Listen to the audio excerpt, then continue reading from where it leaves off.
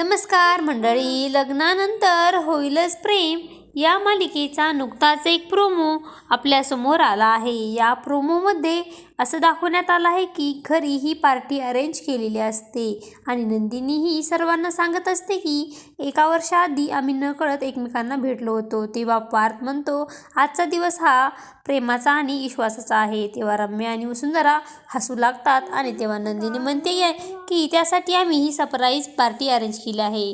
तेव्हा पडद्यावर जीवा नंदिनीचे पार्थ काव्याचे फोटो दाखवत असतात। हे पाहून सगळे खूप खुश असतात।